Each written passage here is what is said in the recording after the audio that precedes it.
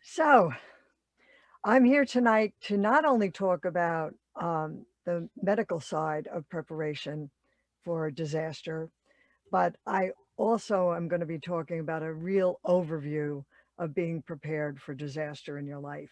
So, it's really the talk tonight is going to be about 4 steps for creating your plan for the unexpected and the 8 critical categories that are essential to making that plan happen.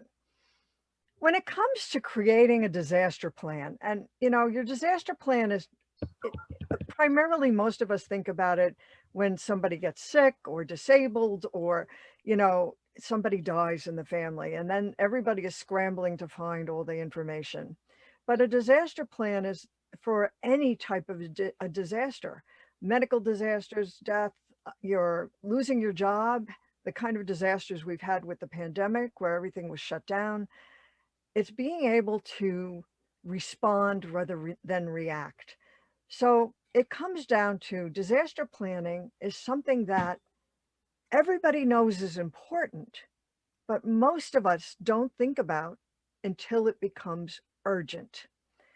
And once it becomes urgent, unfortunately, we tend to make bad decisions, sort of like the chaplain in the movie The Poseidon Adventure, who was taking everybody back to the top of the ship, which was really underwater, instead of the bottom of the ship, which was out of the water. You tend to make a bad decision and you tend to have less options. So the idea is to create your plan before you need it. And that makes all the difference in the world. So there's a lot of obstacles to planning. And some of those obstacles tend to be personality types that we all know. And one of them I call Captain America, the one that thinks I'm invincible and nothing is ever going to happen to me. Well, we all know that that's not true because something is going to eventually happen to everyone. We all have the same destination ultimately. Then there's another one I call the black cat syndrome. And that's where if I make a plan, I'm going to bring bad luck to me and bad things are going to happen. So I don't want to think about it. So therefore, I don't make a plan. Well, bad things are going to happen whether you have a plan or not. So better to be prepared than not. Then there's the Mr. Know-it-all. I've got everything covered. There's nothing I'm missing. And those are the ones that can be blindsided by something as ridiculous as nobody has a key to the house when they pass away and there's no way to get into the house. The next one I call the Howard Hughes horror. And these are the ones in total denial. My family will figure it out. Well, it took decades for them to figure out what to do with Howard Hughes' estate. And the final one I call the Irishman.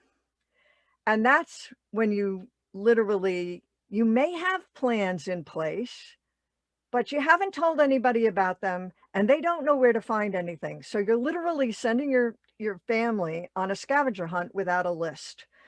And just like they're still looking for Jimmy Hoffa's body, that's another one of the obstacles to planning. So what's stopping you from creating your plan? And, these are some of the things that in reality, the excuses we all make. You don't know where to start. You're overwhelmed by the task. It just seems like there's too much to do, therefore you don't do anything.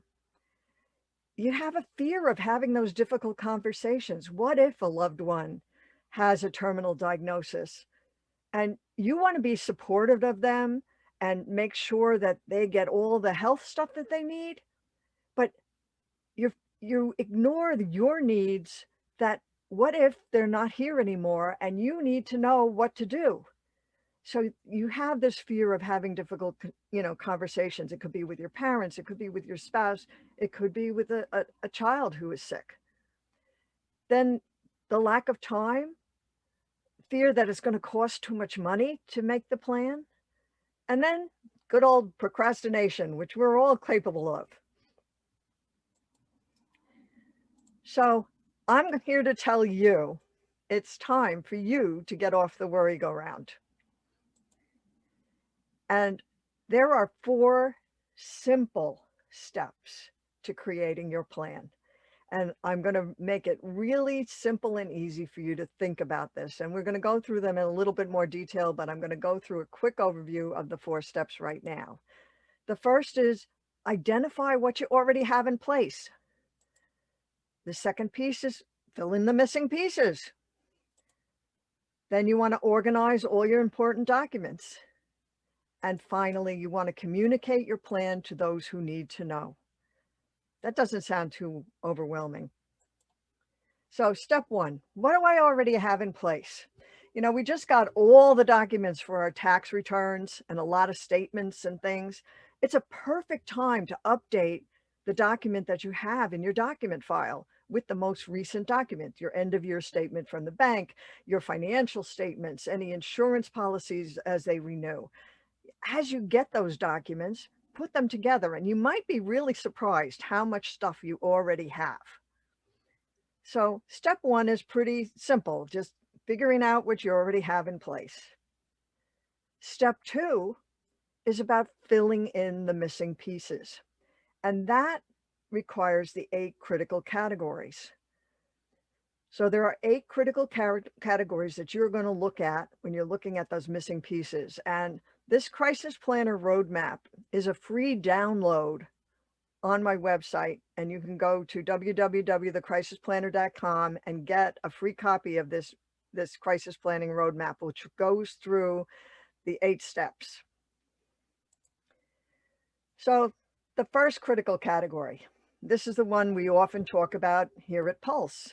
Some of the legal planning that goes into place, having that power of attorney for every member of your family who's over the age of 18. Really needs to have a power of attorney. Without a power of attorney, you have no legal right to make any financial decisions for your child who's 18 or older. And that also falls true with the living will and the healthcare proxy. And those 3 documents are fairly easy to put into place. A number of advocates will help you with that. You can download templates for that. The power of attorney, a document here in New York State, has gotten very long and complicated because it lists every single type of thing that you could possibly have the person sign for in a financial aspect. But the living will is very important because that tells anybody what it is that you would want to have done if you were incapacitated. Do you want to be intubated? Do you want a feeding tube? Do you want to be resuscitated? What extraordinary means do you want them to do to keep you alive or not? Once you have the living will in place, you put the healthcare proxy in place. The healthcare proxy is assigning somebody who can pass on your wishes that you've laid out in the living will to the healthcare people that are providing the care for you. So if your living will says no intubation, no feeding tube, no resuscitation, it takes the burden off the shoulder of one of your family members of making that decision, and it can actually help avoid some of the family conflicts that would happen. We've all seen situations where the 2 siblings are standing over mom who's dying, and one says, no, we have to pull the plug, and the other says, no, we can't pull the plug, and they decide to pull the plug, and the other sister says, oh my God, you killed mom, and they never speak to each other again. There is no parent on earth that would want that to happen. That their children would never speak to each other again. So by having everything laid out in the living will, and the healthcare proxy would then carry out what is in the living will, that's very important. And oftentimes when people are hospitalized, the hospital will ask, do you have a healthcare proxy and a living will? And they'll give you a piece of paper to fill out. If you have an existing healthcare proxy and living will, do not fill out another piece of paper in the hospital. Have a copy of your living will and healthcare proxy with you to make sure that the wishes that you really want are in place. Another document that's very important is the HIPAA document, and a lot of people don't understand the importance of the HIPAA document. Now, The power of attorney, living will, and healthcare proxy actually die with you. The HIPAA document is the only document that survives after you're dead, because the HIPAA document basically allows your loved ones to access to be able to see what the billing is and what bills need to be paid after you're gone, if that is happening. But it also is the one that will tell the medical people what who you want to have your personal medical information. Typically what would happen is, I know my mother-in-law would be in the hospital in Florida, and my husband would call the hospital in Florida to get an update on his mom, because his mother didn't understand that she had to designate him to get that information. The hospital wouldn't even tell him that she was there, which was very disconcerting to him. So that HIPAA document is very important. And then of course, wills and trusts, which you would also be doing along with that. The next category is your financial planning. And this encompasses a lot of different things. You know, you have your budgeting. I mean, it's important to know what your monthly costs are, because should you lose a spouse, and suddenly that Social Security check or pension check, if it was not a pension that has survivorship, suddenly half your income is gone. You need to know whether you can stay in your house. So having an understanding of what your budgeting is, your income and outgo, can make a huge difference in your financial planning. You know, what is your Social Security income? What is the pension income? What are your IRA and 401k incomes? What kind of dividends are you getting on your investments, your stocks, your bonds, your digital currency? Do you have precious metals, annuities, structured settlements, a reverse mortgage? All of these things go into your financial planning. And these are all essential aspects that can give you the peace of mind of knowing that you can stay in the home that you love, and that your family is protected and secure financially. The next category, of course, is your insurance planning. And, you know, we have numerous insurance agents that we deal with. Not, you know, most of us think of insurance planning as life insurance. Okay, whole and term life insurance. But there's long-term care insurance, which has evolved dramatically over the last couple of decades, from a policy where you have no financial, it has no value unless you use it, to the hybrid policies today that are like hybrids of a life insurance policy. So it has monetary value. If you never use it for long-term care, it will actually have a payout for your family. So you need to sit down with an insurance specialist on long-term care. You have your property insurance, your flood insurance, mortgage insurance, renter's insurance, especially on contents. We all saw what just happened in Texas with the freezing pipes and all those apartment buildings, that even if they turned the water off to the apartment building, the sprinkler system had to be turned off in the street by the fire department. And once those pipes froze, every apartment became flooded and all of those people had damage. So without renter's insurance, the contents of their apartments were not covered. And you also want to consider an umbrella policy that gives you a whole nother level of liability protection for your family should something happen on your property. You know, if you have a swimming pool and a child drowns in the pool, or somebody has a major injury on your property, you want to make sure you're protected. So your insurance planning is another essential critical category. The next category is banking. And a lot of people say, well, yes, you have signatures on accounts. So some people get concerned, especially if there are questions as far as whether a family member is going to respect the person's bank accounts and not wipe them out while they're still alive. And there's ways to work with that. You generally have to have a power of attorney on file in order to sign. I know we had power of attorneys on file for my mom. neither my sister nor I used any of her money until she was gone. So that was not an issue. But where it is an issue, there's also a way to do a signature valid upon death, that the person does not have access to the bank account unless the holder of the account dies. Now, that does not work for a safe deposit. A safe deposit box would need the signature to be on file. The box will be locked as soon as they're notified that the person has died. So unless you are a signatory on the box, you cannot get into that box until the will is read and probated. So, and you can talk to any banker and they will tell you that every week they have at least one person sitting in front of them in tears, but I can't bury my mom unless I can get into her account. And, it's heartbreaking because they haven't thought ahead to the ramifications of not having the banking set up in such a way that the person who would need access in that emergency would have access. Then there's the health and medical planning, which, as members of Pulse, we're very tuned into that. It's your health insurance, your Medicare, your Medicaid.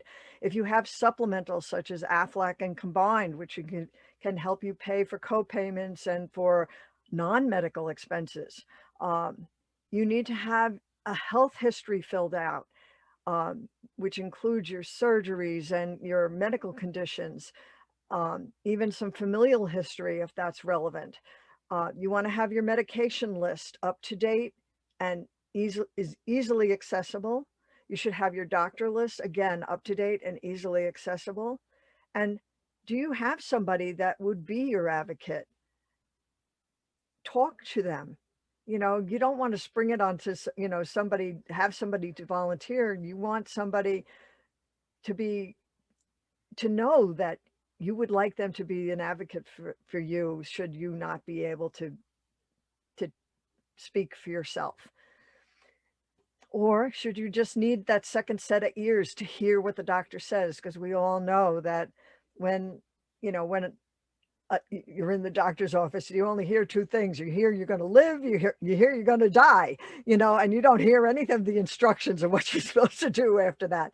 So having another set of ears is always beneficial.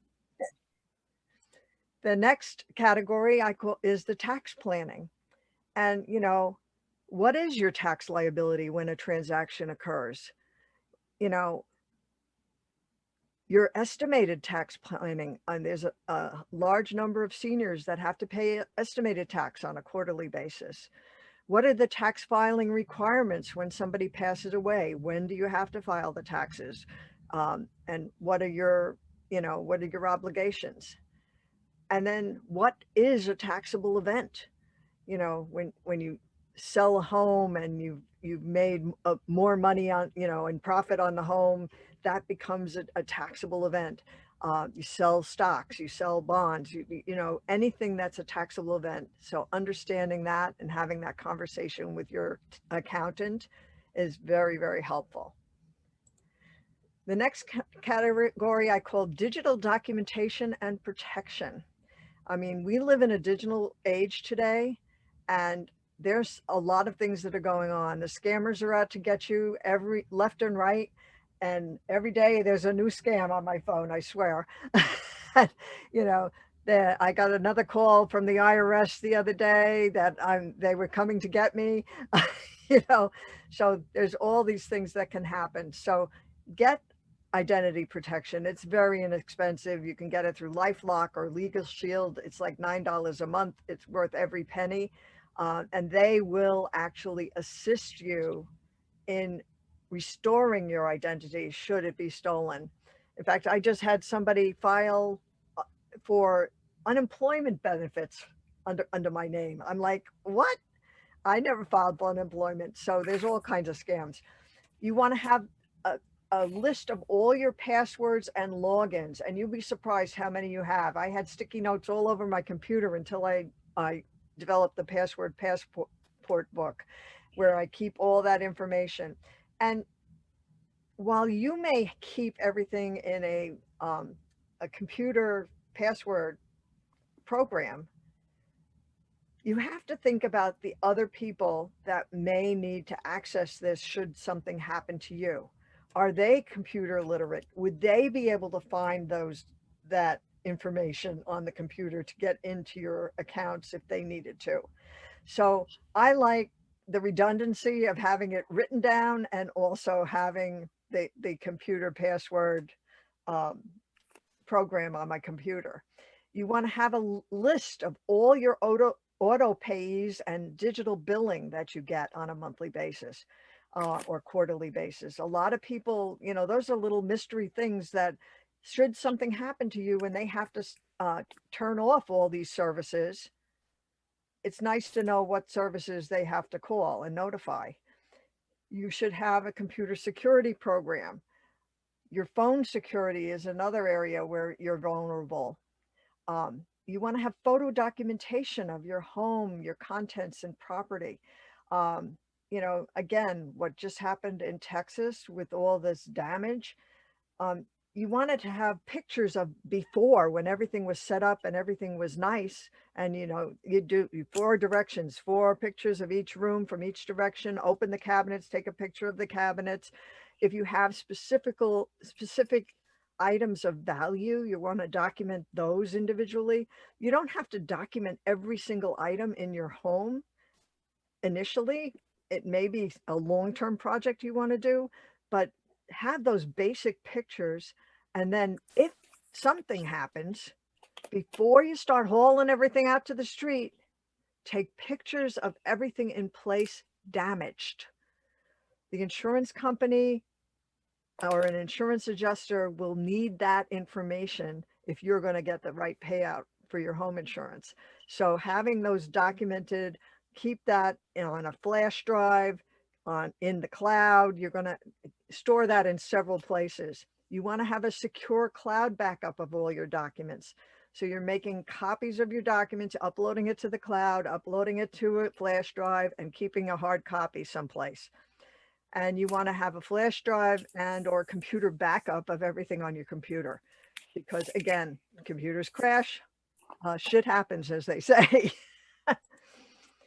And then the final category is funeral planning. And a lot of people don't like to talk about that, but if they did a survey and 95% of the people will tell you that they know that pre-planning a funeral is a good idea, yet only 5% of the people actually do it.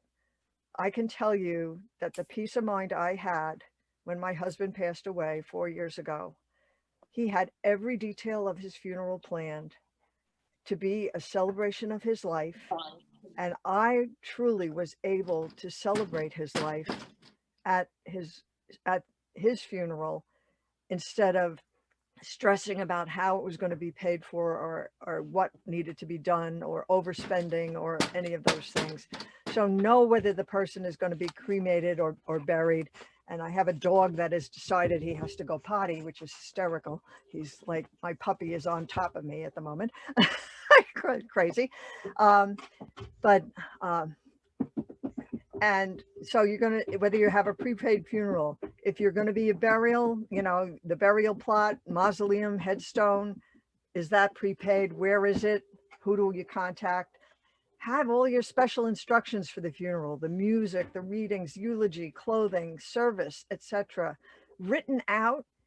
Don't keep that in a safe deposit box. Have it someplace where your loved ones can access it when they need it.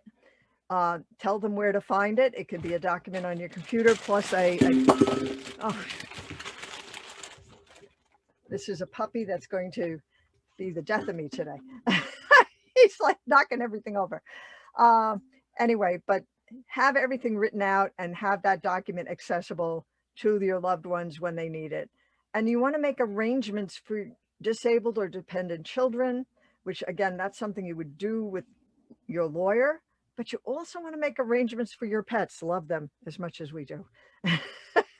And I guess he knew I was going to talk about pets, so that's why Duffy decided to show his face at this moment. So those are the 8 categories. So once you get all of that put together, step 3 in the 4-step process is to organize your ICE, which is in case of emergency file, all those documents, and you want to keep everything together in one place. I recommend either a watertight or a fireproof box to keep your physical documents in. Um, you also want to have a set of documents on a flash drive that you can either put into the safe deposit or give to somebody that you trust with that flash drive. And you also want to have cloud storage as well. And there are secure document storage sites. In fact, I have one on my website that you can go to, and it will allow you to upload all your documents with specific instructions as to who gets what when. It's really a nice program. So anybody who's interested in that, that is on my website. But keeping all those documents organized, you don't want to send your family on a scavenger hunt without a list.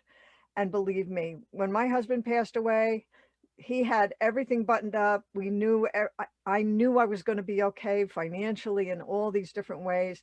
We thought we had everything covered. And 3.5 years after he passed, I get a phone call from his pension plan, because he had worked for Fairchild until they closed in 1989. Now, this is a long time ago, this has been closed. We thought they had paid out the pension.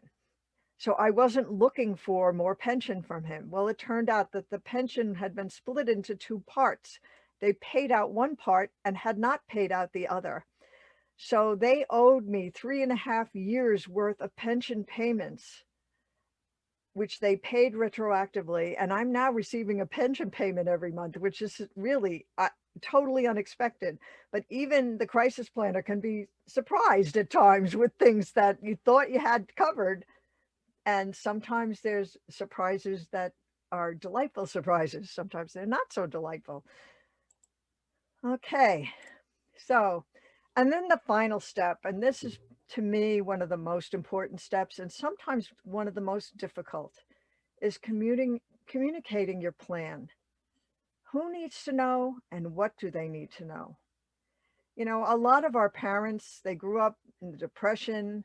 They were very afraid to share information with their children for fear that, you know, somebody was going to take everything from them. And some people have legitimate fears of that, but many times they don't. So they don't share information. And I will tell you one of the saddest stories that I've encountered since being a crisis planner was with a family whose father had dementia, which was ultimately Alzheimer's. They spent all of his money for home care and kept him home as long as they could. And at some point, he had deteriorated that they had to move him into a nursing home situation. And at that time, in order to go into the nursing home, because at this point he had no more money, they signed over the family home that everybody had grown up in to Medicaid to pay for the $15,000 a month bill of the nursing home. He died 6 months after he was in the nursing home, at which point Medicaid makes you sell the home. You're not required to sell the home until the person actually passes, because in Medicaid's wisdom or thought process, there's always a possibility you could get well magically and come, and they don't want you to be homeless. So you'd have to have a home to go back to.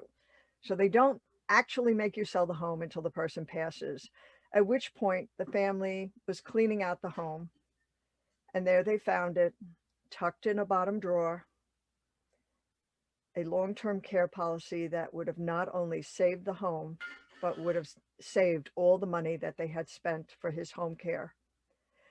So communication is something, you know, the heartbreak was that there was nothing they could do after the fact. So communicating with your family, it's important that they know if you have a reverse mortgage, if you have a long-term care policy, you know, what you want for your wishes for your funeral. Who's going to take your pets if something happens to you? Because you can't assume that your family is going to love them and want them. That the arrangements are made for a disabled child or dependent children well in advance. Who's going to be their guardian? Who's going to be, how are you going to fund their care ongoing if you're not there? Planning is all about thinking the greatest gift of love that you can give to the people you care about most.